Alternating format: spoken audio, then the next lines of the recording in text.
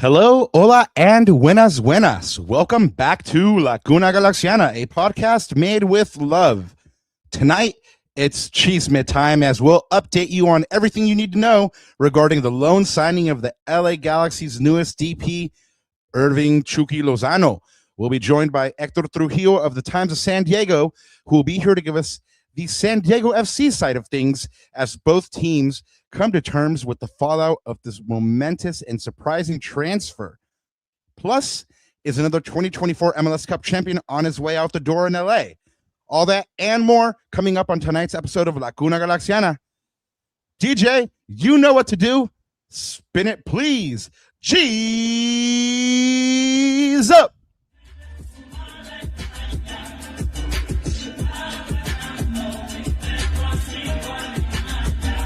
Yeah, let's get it started with a new year, new me. Una Galaxiana still reporting on the news feed, yeah. And you know who it be, the 6-star from the jersey, putting work in the league. Word on the street, we rip teams immaculately. We see the players come and go, but I'm forever a G. And you can catch me yelling tactics on the field when I leave. Get it together like I'm Vanny when I'm giving a speech. Back to the pitch, score goals, dribbling tricks. I heard a transfer window rumor, let me see who it is. I got statistics on the player, puzzle pieces that fit. Con este show que es tan bilingüe que tu papi lo ve. Rápido pues, hablando de este club otra vez. En las buenas y en las malas, we got love for the crest, love for LA. Let's get it started, light up the stage. Every week on Monday night I'm tuning into the place. Yeah, you know what it is. Es Laguna Galaxiana, 4th season, Rob Ananda. And my name, ya te lo sabes.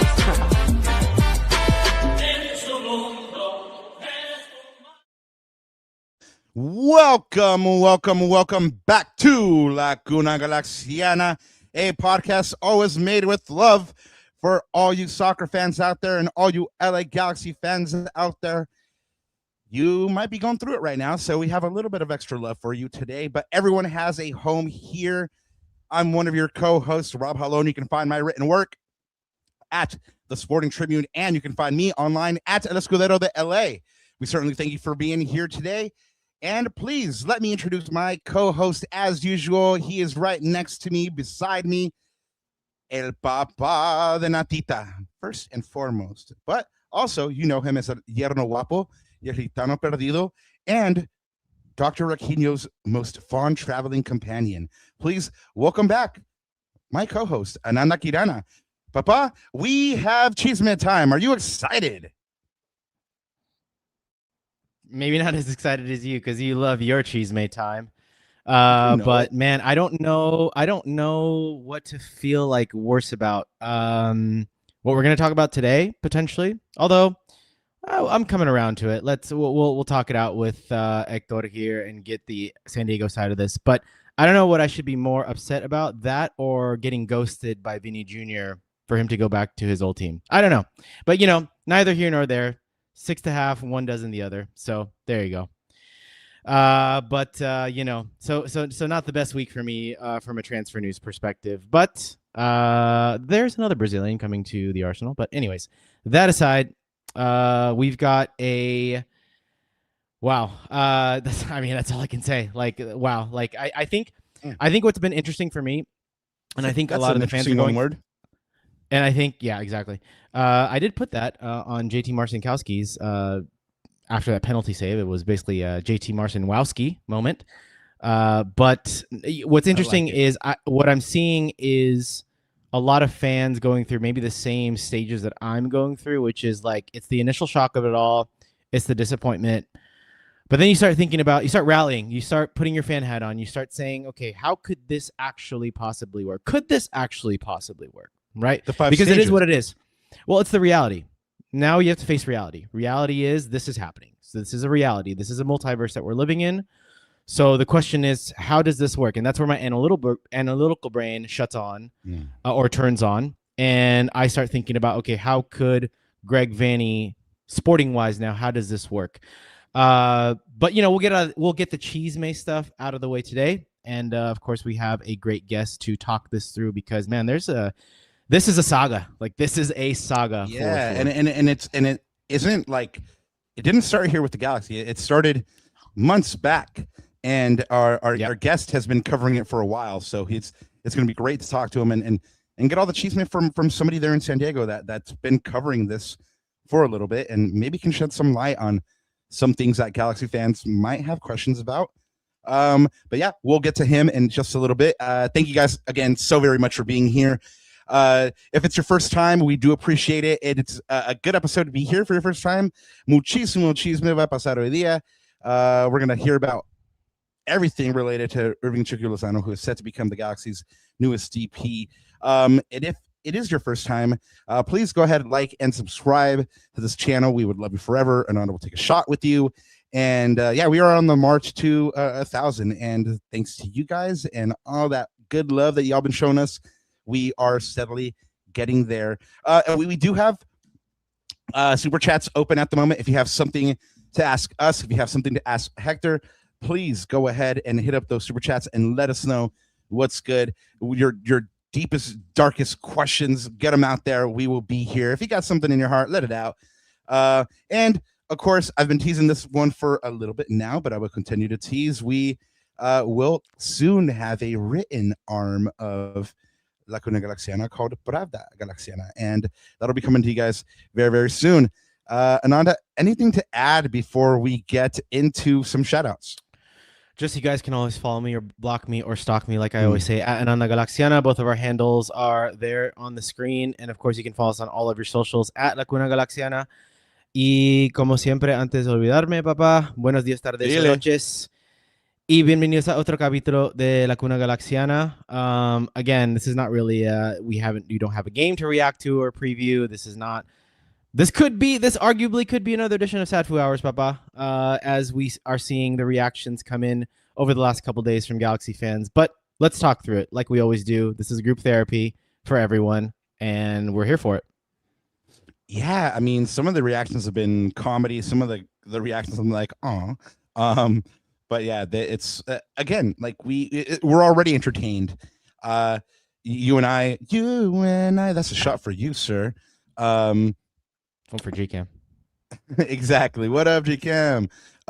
Jeremy Ramirez. I think that's the first time we've seen you up in here, Papa. Muchas gracias for being here. We do appreciate it. Show your loved ones some love. Put them on. Let them know. Thank you guys again for being here. But anyway, you and I were talking about how this is a like you said, happening, and it's going to be fun to cover. For us, at the very least, it's going to be a mile a minute, and we're going to cover every bit of it here on La Cuna Galaxiana, and we're going to try to be there for the player presentation and all that, and see what kind of juicy tidbits we get. But before all that, and before we get to our guests, let's quickly go through these shout outs so we can go ahead and get to that good guest. Guys, we let you know last show that Angel City FC will be playing at the Digs. This is a rare treat because, as everyone knows, they play at BMO. A lot of Galaxy fans do not go to that stadium, and so they will have the opportunity to watch Angel City FC at the Digs on November 1st at 2 p.m. against Boston Legacy FC. Of course, we will keep reminding you as we get closer to the date, but this will also be Celebración de las Culturas at Angel City that day. So go ahead and support women's soccer here in Los Angeles. The annual ACB barbecue is on August 8th from 11 a.m. to 6 p.m. at Ruth R. Carruthers Park. Of course, this is going to be a wonderful affair with some G's, a chance to get out and have fun. There's going to be barbecue, glizzies, burgers, you name it. Of course, the salsa competition, I believe we have confirmed it is the food salsa, not like bailar la salsa, But either way, they're sure to have a good time. But most importantly, ACB always does a wonderful job of supporting their community and making sure that kids in their community are taken care of. And so in that spirit, they're doing a back to school supplies drive. And so if you are going to be going out to this barbecue, make sure to take some school supplies, backpacks, lapis, papel, anything that you can donate and you can contribute, go ahead and do so. This one is kind of a personal one because anybody that has been covering soccer in the United States or in California for a little bit knows of Paul Kennedy. He is editor-in-chief and general manager of Soccer America. He announced, I believe it was today, that he was stepping down and retiring. So happy retirement to Paul Kennedy. I mean, he's been doing his thing in Honda for 41 years. So he has shaped the landscape and informed soccer and the way we receive it and the story around soccer here in the United States for quite some time. I mean, and on his announcement, I mean, some heavies of the sports journalism world reached out to him and thanked him for his contribution. I mean, Andres Cantor hit him up. The people here that cover MLS, Weeby, Larry, Christian Miles, wished him well. Max Britos wished him well, and then Mara as well. So, we want to wish him well on a wonderful career. Thank you so much for your words, and hopefully we make you proud and have fun and relax and rest. Speaking of Soccer America, or soccer in America, the U.S. men's national team is back in action. This will be the start of Mauricio Pochettino's new cycle. El argentino va a tener que ahora enseñar qué puede hacer con 4 años, siendo el jefe de esta selección estadounidense. So, where does it kick off? Versus Peru on 9/26 in Orlando, Florida. And then they have a match 3 days later against Chile in St. Louis. And then again, just a couple of days later against Mexico on 10/3 in Glendale, Arizona. And then they finish up on 10/6 in St. Paul, Minnesota against Canada. So they're going to be facing some rivals, some South American teams to get a sense of that. Maybe a preview of what a Copa America might look like. And so if you want to see what the beginning of this new Pochettino era will look like, it'll happen on 9/26 against Peru. Go ahead and watch out for that. We do have some news here on Maya Yoshida. He was featured in a FIFA article about his summer with the Japanese national team. It talks about the growth of the Japanese national team and the things he learned and the leadership styles and what he wants to take back to the Galaxy, or rather what he brought back to the Galaxy from that experience. So go ahead and look out for that, guys. That was on the Galaxy socials. We do have a quick update on VCFC. Their last match was a 6-1 win over North Texas. That's 3 straight wins for them. They are now 4th in the Western Conference on 38 points, a 10-5-6 record. Their next match is on August 14th versus Houston Dynamo 2 away at 4 p.m. And before we get into the big rumor here, that's not really a rumor anymore, but let's talk about the first chismecito here, Ananda. It looks like a 2024 MLS Cup champion is on his way out the door. Another one, as that famous DJ says, Mickey Yamane could be heading back to the J League. Per Sports Hochi in Japan, Urawa Diamonds in the J1 League is trying to acquire his services. They've already made a formal offer per this report to the Galaxy, and they're currently negotiating with the Galaxy. And it seems like it's a match made because new Urawa manager Cho Kijai was Yamane's former manager at Shonan Belmar. So it could be a reunion of sorts. And so it makes sense that Yamane might want to go where he's already familiar. Of course, Yamane is 32 years old. His contract is expiring this year. We've talked about that very fact, and what the Galaxy might do with that contract on this very show. And it looks like they might be trying to head the expiry of that contract off at the pass and go ahead and deal him. Chat, let us know. Would you be open to selling Mickey Yamane before the end of the transfer window? Of course, that leaves the Galaxy a little bit short at the right back position. Who would replace him? Of course, we've seen Harbor now start there at right back. We've seen Emilio Garces there at right back on occasion. Chat, let us know. Are you open to selling Mickey Yamane in this window, or do you think it's too soon?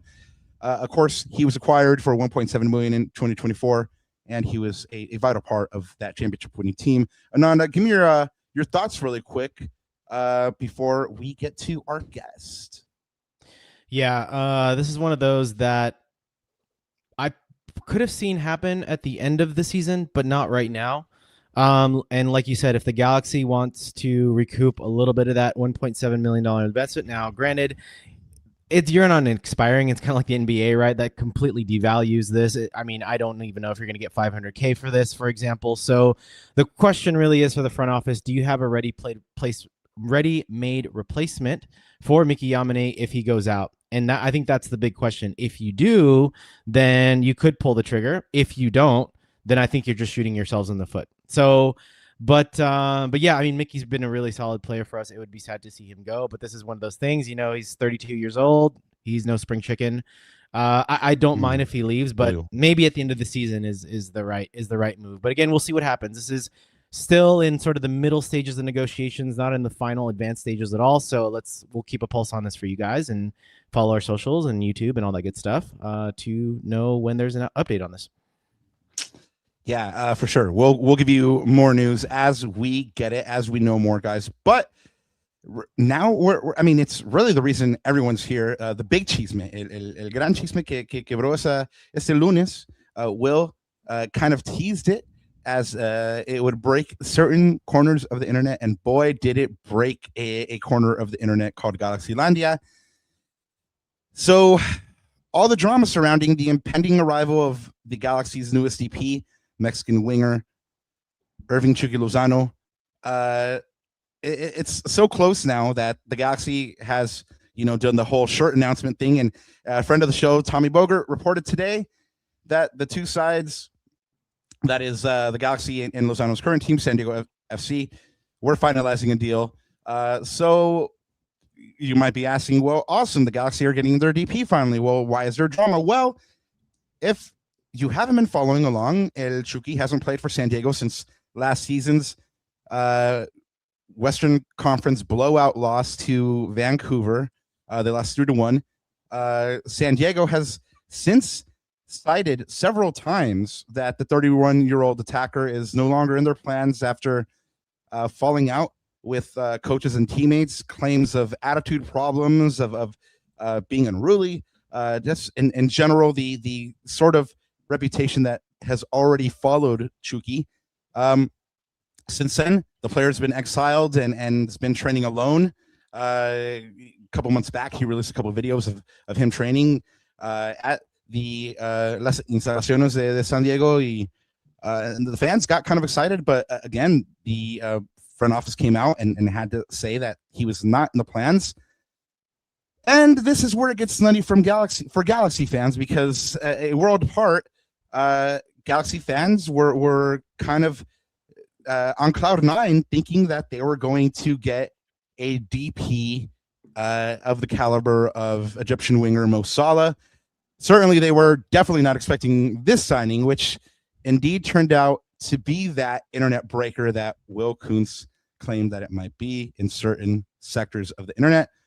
Because this week the news broke, the Galaxy was negotiating with Chucky to be their newest designated player, and under the terms of the deal, which lasts until the end of 2026 and not the end of the MLS sprint season. So that's a positive. San Diego would still pay for a portion of the salary.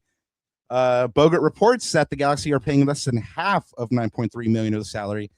If you've been following along, according to the MLS Players Association figures, Lozano's $9.33 million in guaranteed compensation in 2026 makes him the fourth highest paid player in MLS. ¿Qué compañía? I mean, tengo que ser el padrino. Tengo que Chucky que sea un padrino mío, man. That's some bread, man. So Lozano has a 4-year contract through 2028 that he signed with San Diego when he became the first designated player in June 2024. Undoubted quality.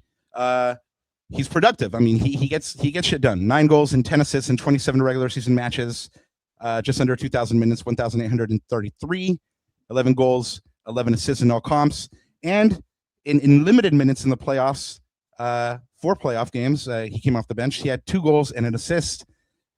Of course, Galaxy fans again are up in arms for the Galaxy. The signing represents either a masterstroke or a comedy of errors. Whatever you want, take your pick. It remains to be seen, but it definitely means beef, at least for a little bit, with their fans. But It also is a high risk, high reward that could morph into something more. But if it doesn't work, they only need to get through the next 4 months. So it's kind of a rental. For San Diego, it represents obviously the end of a chapter that they wanted to close. Although Chucky may still be back, as they haven't guaranteed themselves an open DP spot, since the Galaxy could very well send Chucky back at the end of those 4 months and send him back after the loan. It's royal. It's a story, man. Here to tell us more. Novela. It's a novela, Papa. Yeah, it really is. Here to tell us more about the San Diego side of things. This Latino journalist has been covering soccer in the San Diego area since 2003 and has his pulse on everything footy in the area of San Diego. You can find his work in El Latino newspaper and the Times of San Diego, where he has been covering the Chucky Lozano saga and subsequent transfer to the Galaxy. Please welcome to the show, Hector Trujillo. Welcome, Hector. ¿Estás listo para hablar sobre el chismecito? Claro que sí. Thanks for having me on the show, guys. Huge fan, and a lot to talk about, like you guys were saying. Yeah, man. There's a lot of there's a lot of story here. Well, you know, we've been following your work as well, and you called the Chucky Lozano situation a telenovela in one of your recent articles. What's your one-word reaction to his departure to the Galaxy? I think I would use the word inevitable. I mean, I wouldn't have picked the Galaxy necessarily because there were a lot of rumors that he would end up in Liga MX, either with Chivas or back with Pachuca. But yeah, like you guys were saying, I mean, I think the angle that I was taking with Chucky ever since he landed with SDFC was obviously the, you know, being close to the border, being close to the fans in Mexico. We all remember he's probably one of the most recognized faces in the Mexican national team alongside Chicharito Hernandez with that goal he scored against Germany in 2018. But yeah, I mean, for me, it's inevitable. I mean, it was going to happen sooner rather than later. And I think, you know, you brought up Mo Salah, and I'm not blaming Mo Salah for taking the money, you know, no, not at all. Saudi Arabia. So I think LA, all things considered, is close to Southern California. He's still close to San Diego, close to Mexico. I think all things considered, it was a smart move for him, at least. I already spoke about some of the particulars in this deal. Is there anything perhaps that you can add for color in that's broken maybe perhaps in the last couple of hours that you've heard, or you know, or kind of reactions from your colleagues that you're able to share?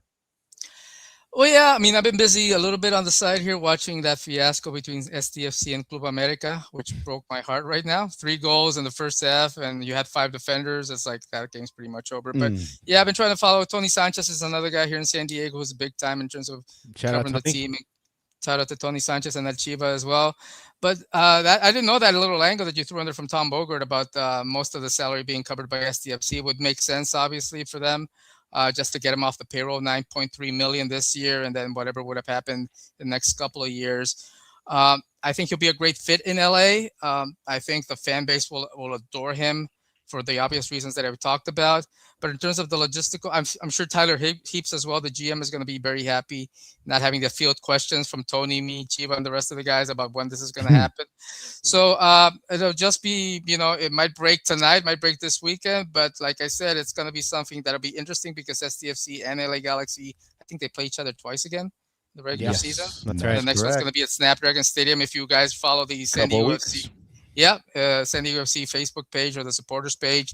They're still torn how they're going to, I mean, most of the fans are still pro Chucky, at least what I'm writing in the comments. So it'll be interesting to see how things pan out, especially with the 2 teams still vying for the last playoff spot. Hector, I love a hardworking Latino journalist. And you published an article on July 21st that claimed that the Galaxy was interested. And really it was kind of before most of Galaxylandia had picked up on the scent, and really a lot of us that cover the Galaxy have picked up on the scent. So props to you. How long have you been tracking this developing story, and how did it develop? Like, I mean, can you tell us how you caught wind? I know you don't want to burn any sources, but can you shed some light on how did you become the Bloodhound, basically? Yeah. Yeah, like I said, I'm following the great steps of the local journalists that we have here in San Diego as well that I could mention, and obviously we brought up Tom Bogert. But I mean, you gave us some context a little bit the drama that happened last year after the Houston game, and he was taking out at halftime. There's a lot of conflicting stories about who said what to whom, who insulted whose mother. I don't know what exactly went on in that Ooh, situation. I'm Jeez. not gonna throw stuff out there, but mamas? Dang. Mama, que le dijiste la chancla and everything. So, Ooh, La damn. chancla en la mano. I mean, knowing Chucky, you know. I mean, on my side, you know what you're getting with Chucky when you sign this guy. He's a fiery Latino. He's people call him a diva, unfortunately. But some of the greatest players in any sport are gonna be passionate about staying on the field, even if they're not 100%. He dealt with a lot of injuries last season as well to start the season, but he still managed to score a lot of goals. And I think what confused a lot of the fans was regarding the way that they brought him back after they didn't play him in the first game against Portland in the playoffs. He came back. He scored. He came back in the Western Conference Final, as you mentioned. He scored the only goal for STFC, even though they lost 3-1 to Vancouver. So I think the false impression that people got was that everything was mended at that point, and that the Right. next year was going to be like a fresh new start. Then There when was we a heard way back, basically. yeah, there was a road, an avenue of compromise between the two. Okay, he served his one game suspension with Portland. He's Mhm. good for the rest of the playoffs. He scores. I think he might have scored a penalty in another game against Portland. But and then started 2026, you hear all this drama again being popped up, and you hear I think El Chiva, one of my colleagues that I brought up with Tony Sanchez, asked directly to Mikey Barras, "Is he coming back?" And Mikey Barras was straight up, "He's not a part of our plans." No, I think he just said a one-word answer, no. So that's what threw everything again back into the telenovela mode. So in terms of that, the only reason I put up that article on July 21st was because there were already rumblings on Twitter, on Facebook, and everything like that. And again, some of the other guys that cover MLS were more into that angle. So I thought it was going to be, like I said, an inedible solution here. Yeah, I mean, like I said, great work on that. Were you surprised that the Galaxy were interested? I mean, you did mention that there were some Mexican teams, Pachuca, Cruz Azul, Chivas de Guadalajara. I mean, did Chucky prefer the Galaxy at the end of the day, or did the other teams just kind of cool on their interest? No quisieron tomar el riesgo de ficharlo. Yeah, I think he's fallen in love with Southern California. I think the vibe here reminds him a lot of being in Mexico, pretty much. And I think the vibe from the fan support that he got when he arrived here, when the announcement happened that he got signed as the first DP for STFC, the whole celebration that we had here in Snapdragon Stadium, gave him a vibe that this part of the U.S. was going to be his home, close to everything that he wants, his family, his tradition, his culture, his fan base.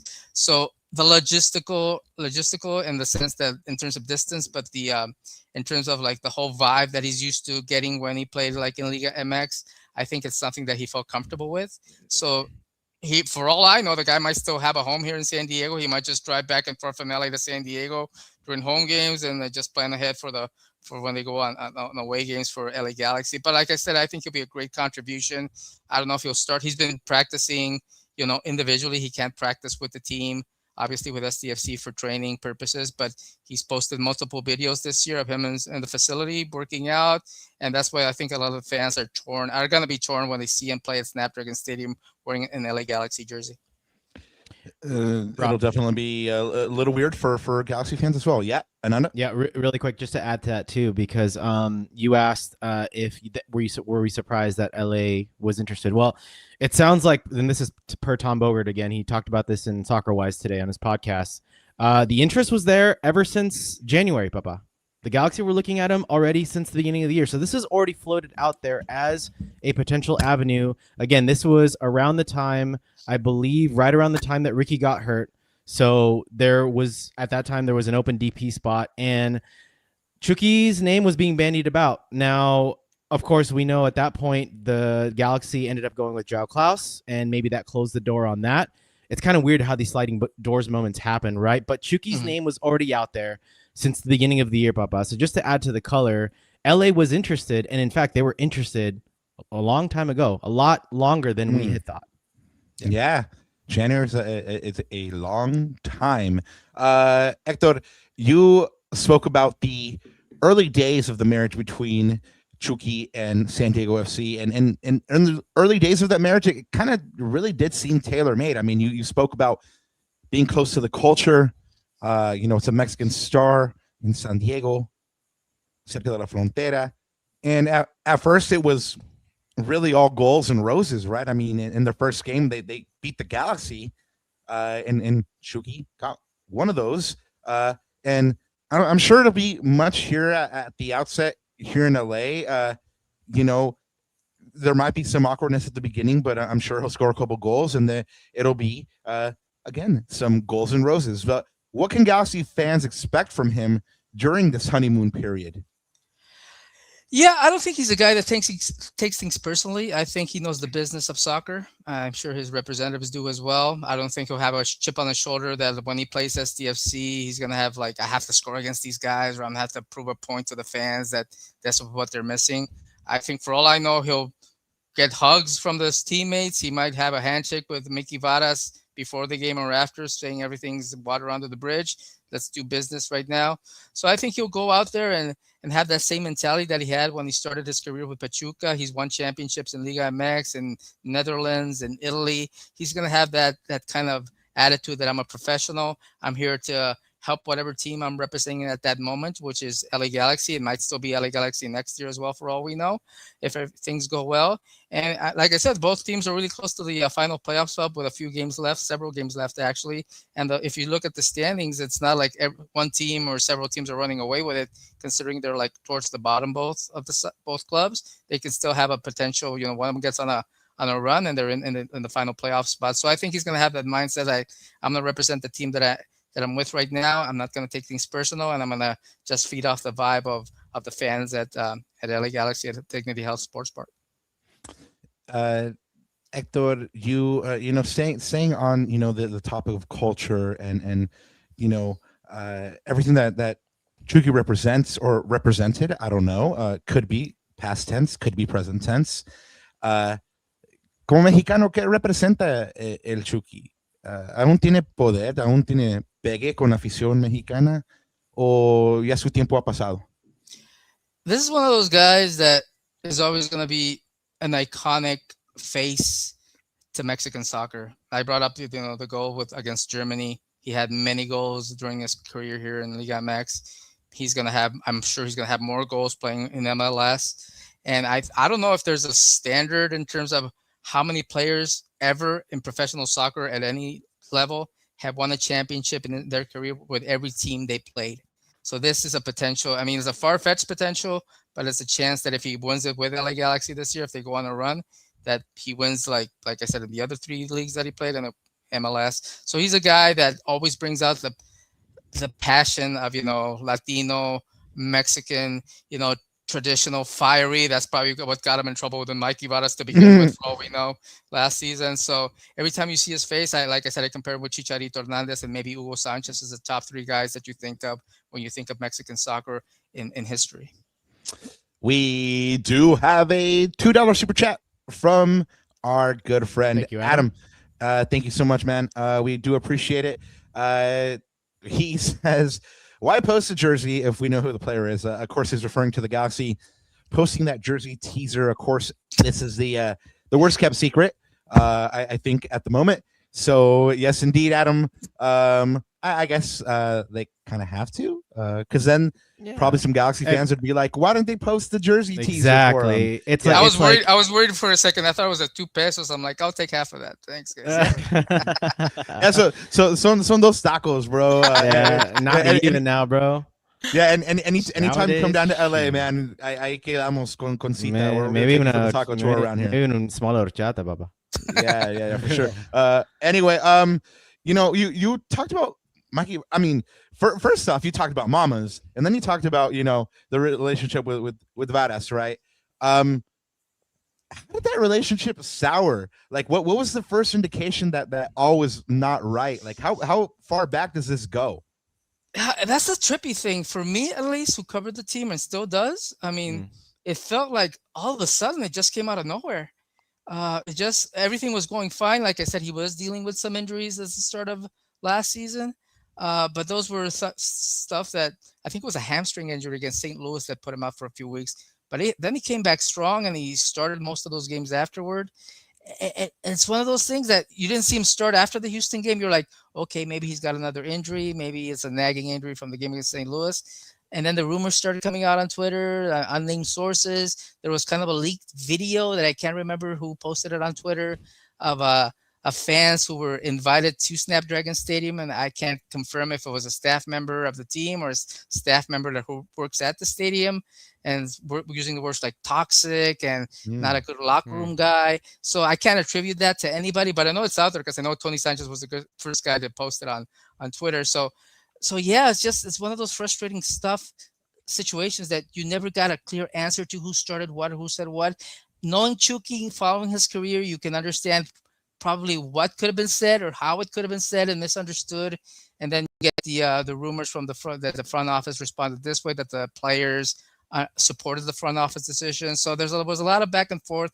It's still not 100% clear. I don't think we'll ever get clarity on it, which is the frustrating part.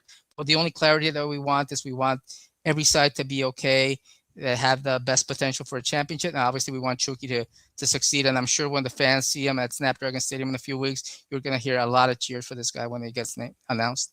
Yeah, no, it's interesting because there's two sides to every story, right? And there's two sides to every confrontation or bronca, right?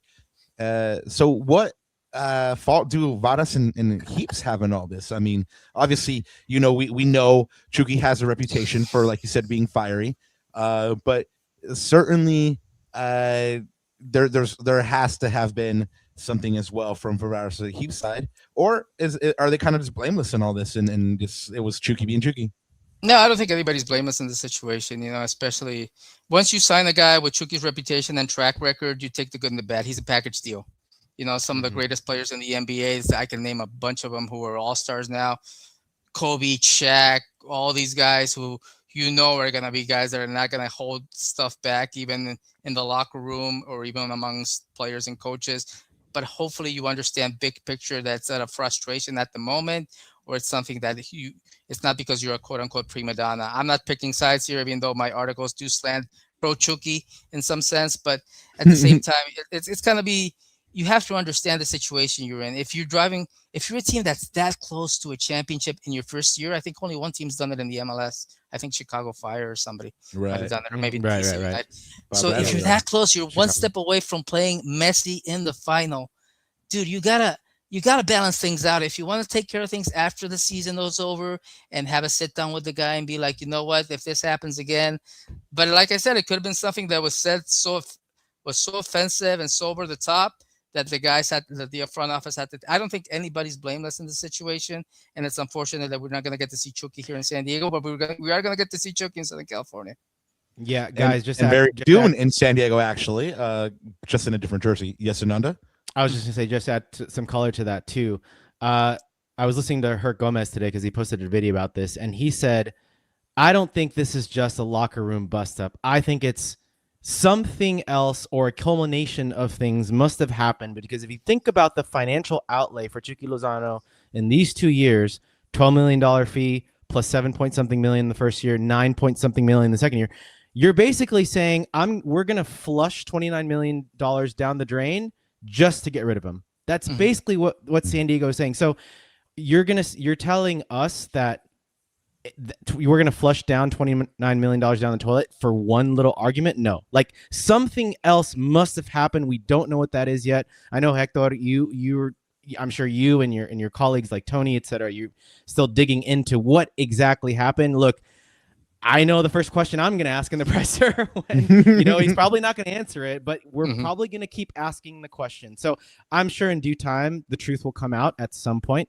maybe in a Netflix documentary, but that's the thing, right? That's the $1 million question, is like, what the hell happened? I guess time will tell. We still don't know what Bruce did. So who knows if we'll find out, Yeah, I think I did see that tweet from Herc Gomez, and that it just sparked my imagination. Like, my imagination is the last place you want to be. It's the darkest place in history. So don't go there, Herc. All right, Herc. Well, you've been warned.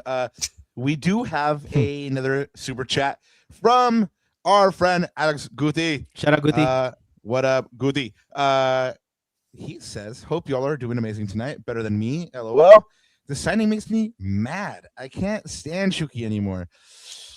Well, A lot of Galaxy fans are in that corner, unfortunately. At least the Yeah, ones, the most outspoken ones on Twitter. So he'll say that till he scores his first goal last, and they were like, "Oh, I missed Chucky. Chucky, where you been all my life?" Kind of thing. yeah, I mean, well, I it'll think that's the be. interesting thing. I think that's the interesting thing that'll happen. Like Chucky has to climb up this huge mountain. He has to do so much. We'll talk about that a little bit later, maybe, Rob, towards the end of the show. But like he has to do a lot to win over this fan base because right now he's starting completely behind the eight ball, and that's a development, Rob, that's going to be super interesting to cover for us.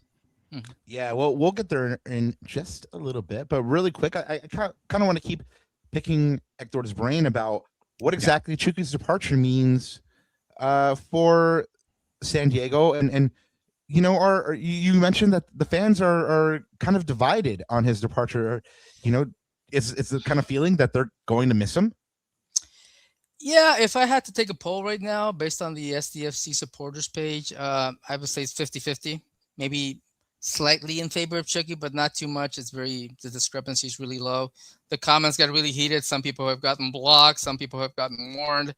Obviously, 90% of the Latino fans are pro Chucky, and I don't want to balance it out based on race or nationality, but you can understand because of the history that we have here with Chucky and following his career that we're going to understand the whole package, as I said, with this guy, the good and the bad. So I think the fans, like I said, if had to put money on it right now, they're going to be more pro Chucky. They're obviously going to boo the hell out of LA Galaxy, but they're going to be, if Chucky scores a goal, you're going to hear a lot of clapping at Snapdragon Stadium. So just in that sense, I think that it'll be 50-50 if I had to guess. Interesting. So, guys, reminder: this is a loan deal, ends in 2026, so 4 months. The Galaxy is paying less than half of Chuky's contract, or reportedly, and these are the reports that we know so far. Oh, and also we know that San Diego doesn't really get a DP spot open because they're afraid that the Galaxy are just going to give Chucky right back, and then they're going to be stuck with 4 DPs, and then they're stuck in a pickle. So the question remains, who won in this deal? Did San Diego win in this deal because they get rid of a player they didn't want and they're not paying all the salary? Did the Galaxy win in this deal because it's high risk, high reward, and they're not paying all of the contract and they potentially get a top 10 MLS player? Did Chucky win in this deal because he got someone to bite on signing him? Did the Galaxy fans get shafted in this deal? I think that's for Galaxy fans to kind of question, and for Chucky to answer in these next 4 months and 15 games. So, Hector, who won in this deal? I'll take the easy way out. I think time will tell. I think Chucky financially, peace of mind wise, okay, now I know my situation. Now I know where I'm going to be for the rest of this, at least this season right now. So I think mentally, emotionally, and financially for Chucky, he's going to be okay. The teams themselves, they're still vying, they're still technically closer to the bottom of the Western Conference, but they're still close to the playoff spots right there. Winning cures everything, as they say. So if one of the teams sneaks in, or maybe both of the teams sneak in somehow, based on this performance against Club America, I'm not hopeful for SDFC's future, but things kind can of a turn slide, around. huh? Yeah, things can turn around. Why did it have to be Club America? All teams, but anyway, things can turn around quickly in the MLS, and there's still plenty of games left, and it all depends. Whoever makes the playoffs is gonna, and the fans are gonna say like, this is the team that won the Chucky battle, I guess you'd call it. Well, Hector, we have been watching Chucky internationally, his time in Italy, his time in the Netherlands for quite some time. But you've been covering him most recently here in MLS, and most recently as he's been on the pitch. So as you see it, what does he bring to this Galaxy team? What are his strengths, and what are his weaknesses? When he's coming as a substitute, last season at least, he brought that extra passion that I guess in the NBA be called the 6-man energy, kind of like what was it, Tony Kukoc for the Bulls? Like he totally changed the energy, the level of the game. It could be 20 points down, and he'll wind up winning on a buzzer beater. So he'll still bring that sense of who he is. He might not be the same Chucky as he was when he played for Pachuca or Milan or in Italy or Holland, but he's gonna bring that at least for the last 20 minutes. If you bring him in, there's gonna be a change of pace for this team. Whatever the score is, whether they're 2 goals down or they're trying to keep the tie or they're trying to score the game winner, he's gonna add that extra Energizer Bunny vibe, and you're gonna feel it on the pitch. So I don't think he'll automatically be a starter for LA Galaxy the first few games. He's been working out by himself. He's not the same as working out with the team, but you're going to see him a lot. He's going to get a lot of minutes, I think, especially if the LA Galaxy is close to making the playoffs at the end, and he'll bring that change of pace. That's going to be just look at what he did with in the Western. They didn't win the Western Conference against Vancouver, but you could tell that once he stepped on the pitch in the 60th minute, that STFC still had a chance, even though there were 2 goals down. So I think you'll see the same kind of Chucky there. Yeah, Hector, just a follow up from our friends here at COC Network. He said, "Shut up, Big D." So just in terms of fitness levels, is he ready to give 60? Where do you, based on your reporting, where do you think he's at right now, fitness wise? If I had to take a guess, based on what I'm seeing online and what I've seen through the few videos that Chucky's posted, I think he's definitely a second half sub to come in. Maybe not necessarily this next game, whenever they make the announcement, not this week or next week, but definitely for the last 45 minutes of a close game, and definitely for the last 30 minutes, he's going to have enough energy, enough stamina to find you that game winner, that tying goal if you need that goal. So I think that'll be the range that they probably should be working him into. So, guys, we've heard where his fitness levels are at. We've heard his strengths. We've heard weaknesses. Despite all that, we here in Galaxylandia know that it's going to take Galaxy fans some time to accept him or pass judgment one way or another with facts in front of them. So, chat, before we wind down here with Hector, one last question for you. For you guys, what would Chucky have to do to win you over? What would make for you this signing a success? Chat, go ahead and start dropping that. Let us know what he has to do to win you over. Will you ever accept Chucky? Who knows? For me, I've already said it on the last show. Once he signs for the Galaxy, well, for me, it seems my opinion that Galaxy fans need to support him until he gives you a reason not to. But you're free to have your own opinion. But let us know what would have you accept him. What would have you support him? What makes the signing a success? Now, Hector, if you had to guess for the Galaxy, this is again a high risk, high reward. But they said that this was in Tommy Borges reporting that the Galaxy are confident that Chucky comes motivated to kind of rehabilitate his narrative and kind of show people, that what people have been saying about him is wrong. If you had to guess, how does this one turn out for the Galaxy? Does it end well? I'm not sure how many games are left. I'm more of a Liga MX guy myself, so I'm not sure how many games are left in MLS. Galaxy have 15. Yeah. Oh, there's plenty of games left. Yeah, like I said, I don't expect him, if they make the announcement this weekend or next weekend, I wouldn't expect them to play necessarily as a starter for sure that first game. But I think it ends with a San Diego and LA Galaxy vying for one of the final playoff spots. I think that level of experience, and I don't think Chucky's the kind of guy that is at his point in his career was like, I have to, rehabilitate my image with the fan. The fans should know me by now. I'm sure that most of the front offices in MLS should know who I am, what they're getting. I'm surprised STFC didn't, quote unquote, know what they're getting when they signed the guy, but that's like I said. But yeah, I think in the big picture, it'll come out that Chucky, whether he's gonna die on the field for you, dude, whether he dies on the field kicking the other team or scoring goals, you're gonna get 100% from the guy, and he's definitely somebody with enough experience to bring a team that's close to the cusp of the playoffs over the top. Well, we have just a couple more questions for you, Hector. We did mention that Chucky is going, quote unquote, home on August 29th when the Galaxy and San Diego FC face off for the first time after his departure from San Diego. And then, of course, they play again on October 17th at the Digs.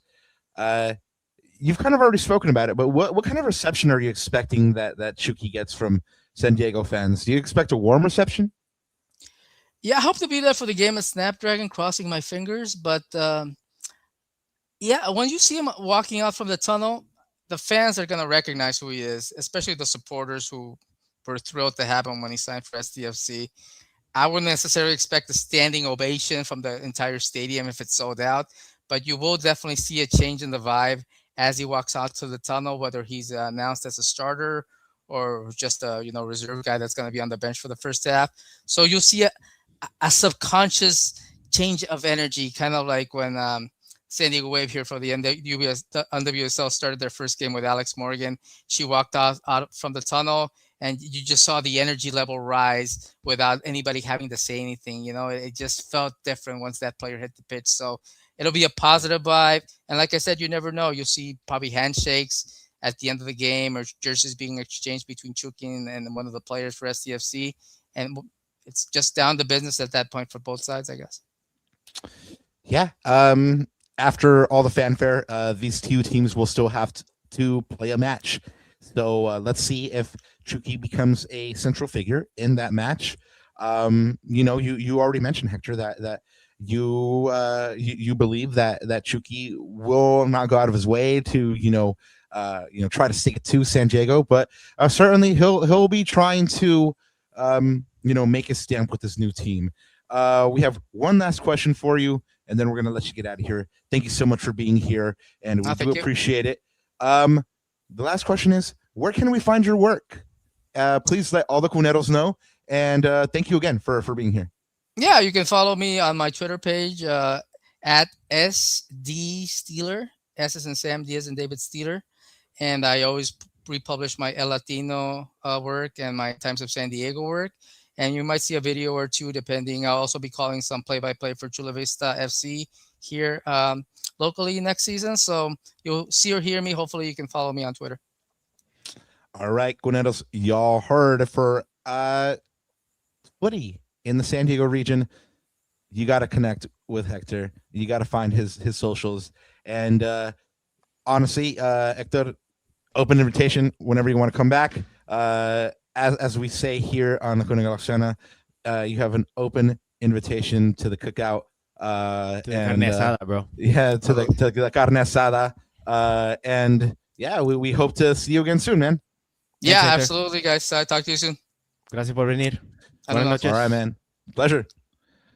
Cuneros, there you have it. A bunch of chisme that from the San Diego side, and it's always good to get both sides of the story. Galaxy fans, I know that a lot of you are dissatisfied at the moment, but there was a fan base that was dissatisfied before you, and they're still kind of going through it because they still can't use their DP spot. So the more you know. But yeah, thanks to Hector for being here with us. And what was your major takeaway from all that, Ananda? Yeah, it's just the fact that even like the people that are closest to San Diego as a team, and our friend Tony and San Diego Punto Football, shout out to those guys because they do some amazing work down there. Like, no one really knows like what the hell happened, right? Like nothing. That shit was hilarious when Hector was like, "You're my mom," and I was like, "Oh shit, nothing about mamas." Oh no. Exactly. I mean, possibly, but it's like that's the thing, right? I'm sure it was a series of events. I'm sure it was brewing, but like he said, like you kind of know what you're getting when you're signing a guy like that. And it's just a matter of like having good enough man managers. Look, the truth could be that maybe Mikey Varas isn't a good man manager. Like we just don't know about right now. We're speculating, right? We're just speculating. Right. We don't know the truth. And remember, there's always three sides to the truth. There's one side, the other side, and there's always the truth. Somewhere is down the middle. So yeah, but good insight from Hector, at least from the San Diego side. It's interesting to hear that the fan most probably it's going to be a pro Chucky crowd instead of. I mean, I didn't realize that there was like a lot of free Chucky stuff going on even in the local supporter groups over there. So yeah, I mean they must hired really... a plane B that was in Hector's article. That's right. Yeah, man. For Galaxy fans that don't know, I mean, there's still a groundswell movement there in San Diego that was supporting Chucky, and they recently hired a plane to put out the messaging: free Chucky equals Yeah. wins. So take that for what you will. He's still Yeah. well liked in that fan base. Well, actually, I was gonna ask you in chat, like a sort of a thinker, or what did they call it, like a thought experiment. But no, what was your did you have any big takeaways or any like insights or anything from Hector's, the San Diego side of things? Yeah, no, just what I just mentioned. Surprised that the fan base is very much kind of like, I wouldn't say all of them are pro Chucky, but he still has a lot of love, More than half, yeah. And for I don't know if it really would be like this in Galaxylandia, but he's making fat bread to be not playing. So at that point, it's like, hey, blood, like, you do what you got to do to get that forgiveness, unless it was something so heinous that you're like standing on principle. Yeah. But from everything we've heard, no, it was just like a bust up, heat of the moment type shit. But like, the fan base is kind of forgiving. This fourth highest paid player in the league, and he's not playing. He's not played for 8 months, and so even though there's blame on both sides, like, I'm surprised that the fan base is like, oh, we're pro Chucky, because again, he's making fat bread. But what? To each their own. I mean, that's apparently he has that much goodwill with those fans. Yeah. I was gonna ask you and chat about this thought experiment, because it's just kind of interesting. It's just so interesting. Like, if you're if you're in Will Kuntz shoes, or if you're the decision maker shoes of roster decisions and all that stuff, like these sliding door moments and these dominoes that fall, right? Because if the Galaxy were looking at him in January, Papa, so that means that they had a decision to make. I'm assuming. I have to, because I know Josh talked about this a little bit and shed some light, but I don't know the series of events. But was it a decision between Chucky Lozano and Joao Klaus? Was that the decision point, or is that the decision node, like the decision tree, right, at that point? And maybe they decided to go for Joao Klaus because there was a little bit more risk on the Chucky side. Like, imagine having a front three of Gabriel Peck, Joseph Painsil, and Chucky Lozano, Papa. Very interesting, right? Very different look. The other thing I thought about too was, I wonder if any of this seeped through to Gabriel Peck. Like, I can't stop to think or speculate. Like, did any of this catch Gabriel Peck himself or his camp the wind? Like, did he catch any of this? Like, did you feel some kind of way? No. Like, they're bringing in another winger, or like? Well. So, like, think about if you're Gabriel Peck getting ready for the season. Now, I don't know where his headspace was. Maybe he was ready for a move back to Brazil, or maybe he was frustrated at what happened in 2025. Excuse me, guys. And he wanted the move.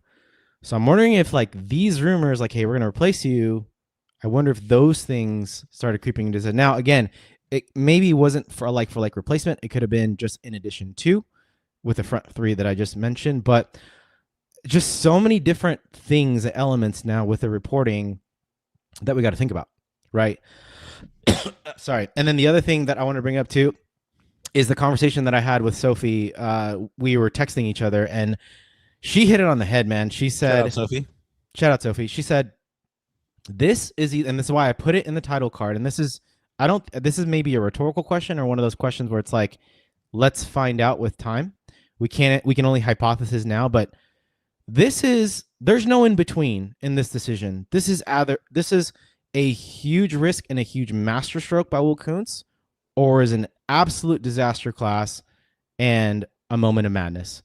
It's only one of those two things. There's no in between with a decision like this. So super interesting.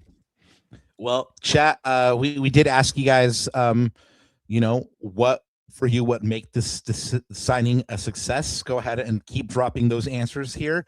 What would it take for Chucky to win you over? What makes the signing a success for you? Go ahead and let us know. Here's my worry, is that este hombre llega y se porta muy bien. He's on his best behavior for the 4 months, and the Galaxy are like, see, we told you. And not only is he on his best behavior, but he scores some goals. He wins over fans, right? And he he wins over the FO, and they're like, hey man, we changed him, lo cambiamos, and ya se está portando bien, and they sign him for like realsies, and then all of a sudden se comienza a portar mal otra vez, bro. Like that's kind of what worries me. How long can that honeymoon period last, and how long can he be that teammate and player that his teammates need and that Greg Vanney needs? Time will tell. And you know what? These are all just devil's advocate questions. Again, once he signs for the Galaxy, good luck to you.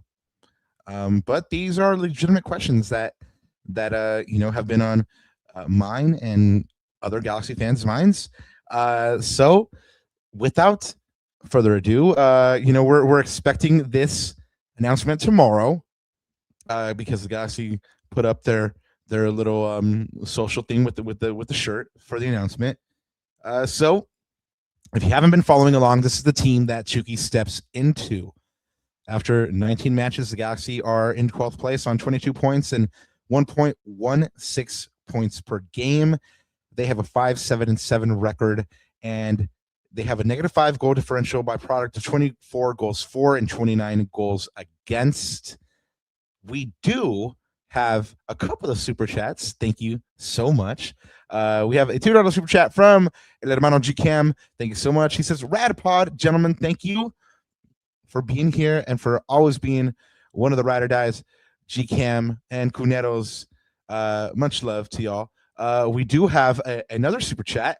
Thank you so much for this one, $4.99 super chat from Crazy Brain. I think I'm saying that one right. So does getting Chucky set us up for a big signing next year? He made All-Star game last year. Is he the best player on Galaxy now? That's interesting, right? Because I mean, he's obviously hasn't played in the last 8 months, but on talent he could be, Bubba. Yeah, no, talent, undoubtedly he has quality and talent, right? But he hasn't played, so I mean, who knows if he has that talent right now. Those skills erode, B. Those skills definitely erode. Yeah. So, but if he's been staying sharp, I mean, he's definitely going to be one of the most talented players. He's rested. We can say that much. Yes, he's definitely rested. All right, well, let's get to it. Thank you guys so much for those super chats, by the way. Well, let's get through some of these, because I think the chat brings up a lot of good points, and they're answering the question that's where I was going. Ooh, I love when we're on the same wavelength. Yeah. So the question was, what will make this signing a success for you, Galaxy fans? What does he have to do to win you over? Let's start going through these. Brother Lex says, fight for the badge, be a positive influence on younger players, take time to speak to media and fans, score goals, and create chances. I like it. Especially be a positive influence on younger players. Like, kind of like, hey, man, I've mended my ways and you can too. Work hard, stay in school, and all that kind of stuff. I like it. So, Just Anthony says he needs to pull off a Zlatan level debut. Oof. Huh. Well, who knows score when game, his score, debut just might score be. Game winner. Score game winner. Exactly. In your first game, come off the bench. Pablo Ramos says 15 goals, 10 assists for us this year. I mean, 25 goal involvements in 15 games. That's a tall order, but you know what? You set the bar, and we ask you what your bar is, and 25 goal involvements it is from Pablo. By the way, the boys on Soccer Wise put the over/under on goal contributions now, so that's goals and assists. 15 games. They set the bar at 9.5. So right. it's over/under 9.5. Put that in the chat too if you guys want to take a stab at the line set by the boys from Soccer Wise. Shout out Tom and Dave. Really quick. Good night, Scott. Gracias for always being here with you. Forza. Gracias, Scott. Andrew says if he fights and beats Vanny and convinces him to change tactics, haha, you are going to get us in trouble for making us say stuff like that out loud. Someone's going to clip that, and we're like, you know what? This is what Rob said. You know what? Damn. Okay, yeah, I know this was said in jest, but this is something we got to watch out for, Papa. This is something we're going to cover. I'm pretty sure we're going to ask questions about this. The relationship now between him and Greg Vanney. How does Greg Vanney manage? Because that's one of the things that Greg's been criticized on over the years. Man management of players like this, right? We have different cases. We have the case of Douglas Costa. We have the case of Ricky Puig. I want to bring up Ricky Puig. I'm gonna bring up Ricky Puig for just a second because this is eerily similar now to when we signed Ricky Puig and the, let's just say, quote unquote, I'm going to use the word drama around him that was at Barcelona before we signed him, right? No one wanted him. Like, he was seen as a cancer, right? For different reasons, by the way. Very different reasons. He was the man left out. Xavi didn't want him. Apparently no one wanted him, so he had to go to MLS. Like, that's how bad it got. And luckily for the Galaxy, that situation worked out. And Ricky Puig is probably, arguably, when fit, the Galaxy's best player and helped the Galaxy win a championship in 2024. That's the best case scenario, I think, in this regard. But I think we have to look at that to say there is a multiverse, there is an outcome out there where Chucky Lozano gets his shit together, and this actually works, right? I want Galaxy fans to live in that multiverse where that actually happens. Many good vibes that'll happen for you Galaxy fans. Like we mentioned at the top of the show, for Nanda and I, it'll be gangbusters and fireworks covering everything that's happening. But for you, we hope that he has meant this ways. But let's keep it going here with this is what would make this signing a success and what he would need to do to win you over. Andrew says he could score all the goals in the world. This is a stopgap move. Almost doesn't matter how good or bad he does, unless they re-sign him. And in which case, like which is then it gets a possibility. Which Yeah. is a possibility. Like it's crazy to say, I know right now, but if things develop and the certain outcomes like come about, it's super interesting. So this is Big Dylan. Big D, what up? For me, just need to see commitment. Peacing out for the night. We'll catch up the last parts of the show in the AM. Great show as always, gents. So what else we have out there? I didn't see anything else for now. Oh, Jess Anthony says 6 goals and 3 assists would be great. And 6 for goals, the 3 assists, and 6 goals and 3 and 15. Okay. Yeah, no, that Kinda- was kinda depends too. Like that's the 9.5 you were talking about. Kind of depends too on like Hector says, minutes. Will he be? I mean, look, for this team, I feel like he's got to start, but like he has to start for this team where it is right now. He's got to start. Yeah. Like, well, not initially because he's probably not game fit, but like that correct. But eventually he'll when start. He's fit. Yeah, when he's fit. Him and Robert Taylor are probably getting deputized. By the way, I'm gonna put this up as context too as we're talking about this, because the Galaxy aren't done. I don't think this is the only move they're gonna make, but this is my janky depth chart, by the way, guys. So if you want to make your comments and thoughts, just using this as context, go ahead and use my back of the woods napkin chosen 11 depth chart. Totally unofficial. But all right. Yeah. Well, this one is in case you are listening on audio only. Ananda's depth chart here has a starting 11 of Furuhashi, Kyogo leading the line, and then Chucky on the left, Royce in that 10 role, and Joseph Pinso on the right, with your midfield being a Justin Hack and Luquita Sanabria double pivot. And then, of course, you have a Yoshida and Glesnes center back pairing with Nelson on the left and Yamane on the right. Maybe soon to not be Yamane on the right, and Marcin Kowski in goal. Of course, no real recognized striker right now in the backup, but then you have again Taylor, Tommy, and Ramos Jr. as your depth pieces there in the attack. Parente, Gersma in midfield, of course with Winder, and then you have Winder, Rindov, Garces, and Miller backing that defense up, and of course we have Novak marking. Backing up JT. So that is your depth chart for the moment. We are in anticipation of this announcement tomorrow, and of course, once we know he's been announced, we'll be able to find out when the official announcement or presentation is, in which case we will be there trying to get you all the information that we can.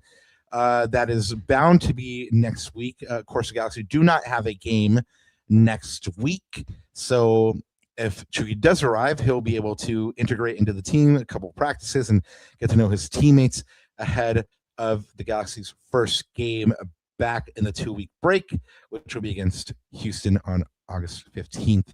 Ananda, anything else to add before we get on out of here? Oh, Cool Will 20 just gifted us 100 jewels. I don't even know what that means, Cool Will, but that's awesome. And now I'm super intrigued and I want to research. I knew about these gifts thing on YouTube, but I've never really looked into it. So now we got 100 jewels Sunday, whatever that means. I will look into it. That's awesome, Cool Will. Thank you so much. I think maybe it's like a Sunday emoji. Maybe who knows? Maybe. Yeah. So somebody who knows what Cool Will explain it to us. Somos viejitos y no sabemos. Yeah.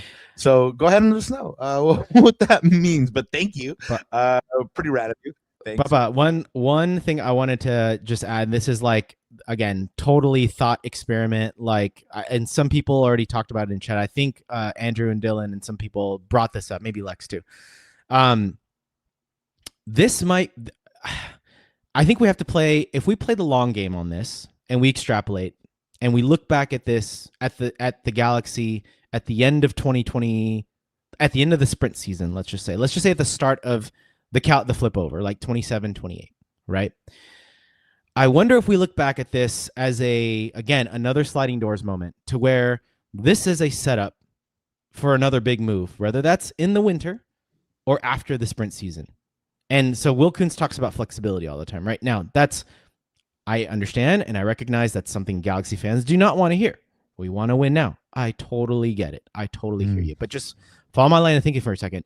It could have been the case that the Galaxy wanted to go after Mo Salah, but you know what? He wants $50 million a year. Who's going to pay him $50 million a year nonetheless? By the way, did you see how he was received at Trabzonspor, man? Yeah, that was wild. That was wicked. Yeah. So that's a non-starter, right? And then maybe all these other deals, you couldn't really get super serious about it, or maybe you could. I could be wrong about this, but Griezmann had his sights set on Orlando. Lewandowski had his sights set on Chicago. Those deals were just, for some reason, they were not interested to go to the Galaxy. And you look at all these things and maybe it's, okay, we've got to do something, because if we don't do something, the Galaxy fans are going to be mad one way or the other, right? Yeah, so I talked about it on the last show. They had to do something. It's madness to not do anything. So I wonder if this is just a setup for a bigger move, someone brought it in the chat, so it's not me bringing it up. It's someone in the chat, so I'm regurgitating what was said. But is this a avenue for us to have the flexibility to make a pitch at Christian Pulisic when he's ready to go back to MLS? Is this is this ready made for a pitch in the future, so that the flexibility is there without having to sell a guy like Joseph Paintsel, because maybe you don't know what that decision is yet for Joseph Paintsel in that season.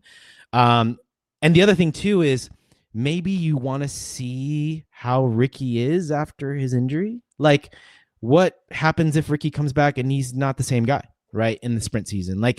All these things could be pointing towards when the calendar switch happens and players from a calendar perspective are okay, this makes sense.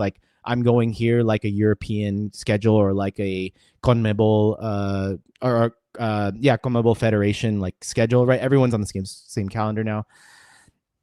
I'm just extrapolating. I'm not giving an opinion either way. I'm just putting that thought starter out there, and it could be the case. But I do recognize, and I know that at least it seems this is, Galaxy fans aren't happy because it's, again, pushing your chips a little bit for the future and not win now. But maybe we're looking at this roster and says this roster isn't ready to win anyways. Again, I could be wrong about this, but it's just an interesting thing to think about as we think about the long-term future of the LA Galaxy. Yeah, again, it'll be interesting to see how it plays out in the immediate and in the long term, because in the immediate, we know that it might be for only 4 months, with the possibility that it's more, but in the immediate, it might be only 4 months, in which case afterwards they don't have to think about it. But like you said, if it is only a rental, they could be setting up that big move. But you also mentioned the feeling from Galaxy fans is we want to win now, and it's the optics. I get it, and especially even for us, right? We were expecting a name like Mo Salah. When that DP spot opened up, we were like, oh, like what are the possibilities? And this was supposed to be the best transfer window to cash in on those opportunities. And so, yeah, on the optics, make it look like a panda buy. This is like the same conversation we were having about Ricky last year. Like the optics don't look good. Like some, we thought Ricky was coming back. It did not. The FO probably made a misstep in that regard, and things were in limbo. And in fact, roster-wise, I think things were kept in limbo as well. Because imagine making these types of moves last year so that you're setting up now for this year instead of being a year delayed. Again, these are those sliding doors moments that happens with roster decisions. And at the end of the day, Will Kuntz is on the hot seat, and he understands this responsibility. All 30 GMs in this league understand that you're just a bad stretch away from being out of the seat. And that's just the way the business is, right? So super interesting to see, Baba, what happens in these next 4 months to see if the Galaxy can turn this around or the Galaxy do not, and the ship sinks, and a couple of gentlemen go with it. Well, you're right. It's going to be an interesting 4 months. Something to watch. Stick it here because we'll have all the achievement and all the news you need to find out about Chucky Lozano's impending arrival and everything that happens subsequently after his arrival. We'll make sure to be at the digs to go ahead and cover that presentation and his first match and everything in between. And I think we're just about wrapped up for the night. Ananda, anything to add before decimos good night and adios? Yeah, just want to say, first of all, thank you to everyone in chat. You guys, and obviously, and Hector, of course, but first and foremost, chat, you guys, whether you're, a ride or die from day one or just coming in, I know we saw a couple of new faces in the chat. Thank you so much for giving us a shot, man, and letting us cover this team for you. Again, we try to give all angles here, and everybody's opinion is welcome, as long as obviously you don't take it over the top. But man, this is this is a really, really interesting moment for the Galaxy. I hope you guys are there. When whatever happens, I know all of you are going to support this team when they hit the pitch for the 90 minutes. Within the 90 minutes, I think we all agree that we're going to be cheering on and supporting this team.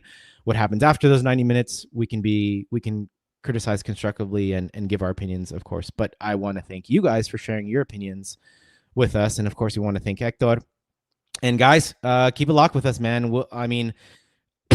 Sorry, guys. Rob and I are going to be at the stadium covering this and trying to cover this in every angle. Rob likes his cheese may, so I'm sure he's going to ask some fiery questions. Hopefully, we get Chucky.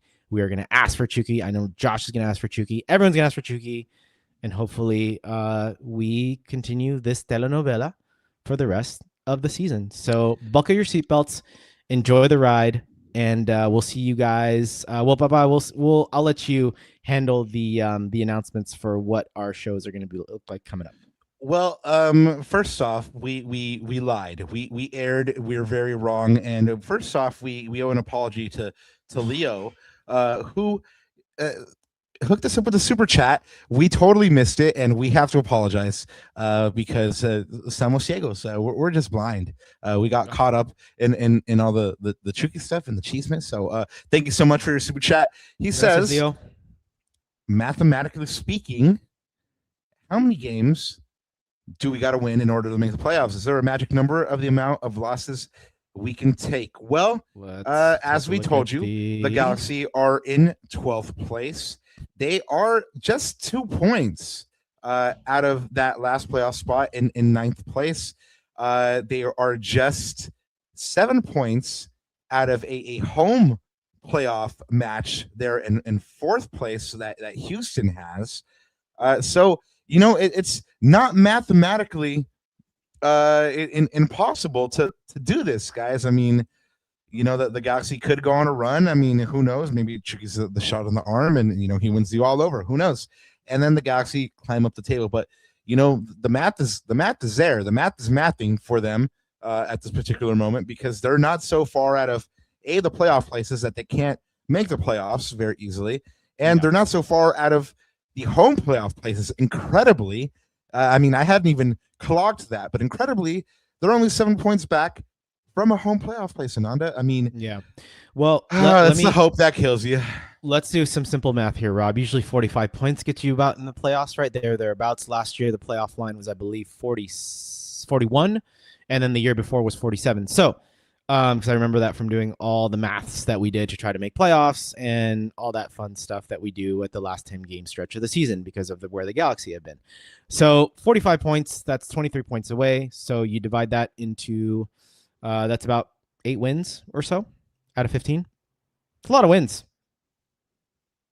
You know, they've been on, to borrow a phrase from the LA Galaxy head coach, in the margins and in a lot of those, and they just kind of, there's been a specific moment or like a They've bad got to win at mistake home. They've got to win at home. Yes. They've got to start a streak. Thank They've got to win at you. home. They've got to win at home, and they've got to get points on the road. A point. Doesn't need to be all 3 because I know winning on the road is tough. But they've been better on the road. They've been they better need to get on the road than at home. They need to get all 3 in San Diego. That's for damn sure. Oh yeah, no, they finally need to get that first win over San Diego for sure. Anyway, we do have we were going to get out of here, but thank you guys so much for the love. I mean, we're happy to hang out with you guys. Yeah, because Rob got his horchata earlier. Now this is my horchata. So thank you so much, Adam. Appreciate you looking out for the brothers. Yeah, man. Thank you so much, Adam, with the super chat. He says one of the worst DP, one of the top DP worst signings in Galaxy history. Time will tell. That's interesting. Query. Who is the worst Galaxy DP? Is it Dougie? Is it Gio Cabral? No, Gio had that magical first year. Like he had his moments, but yeah, I suppose even Doug. Doug turned into Doug. He wasn't Doug this year. He was Doug. But yeah, I don't know. It remains to be seen. Adam, I mean, I don't want to pass judgment yet. Yeah, because, Stevie. Stevie, Slippy G. Oh man, that one.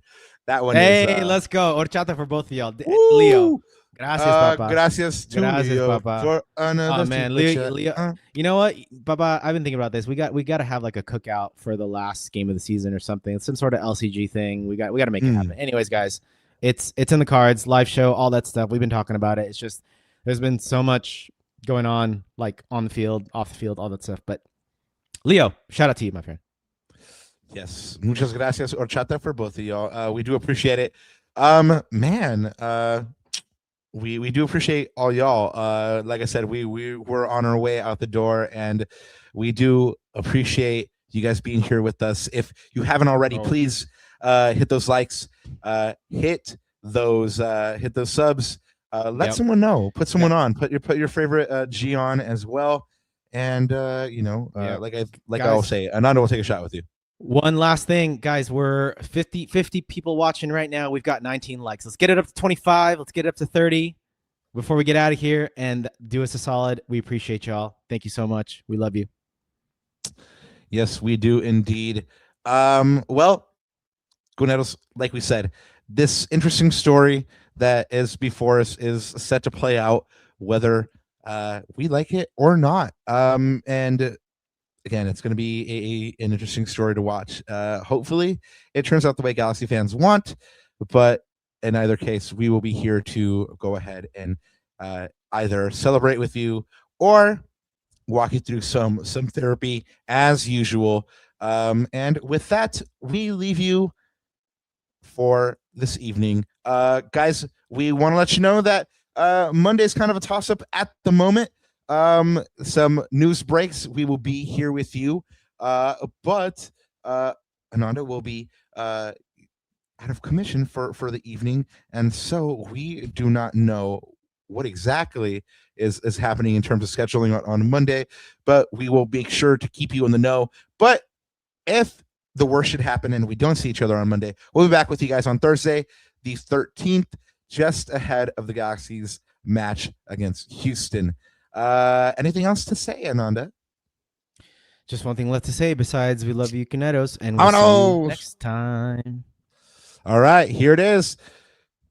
Lex, I love it. Cheese up for sure. Cheese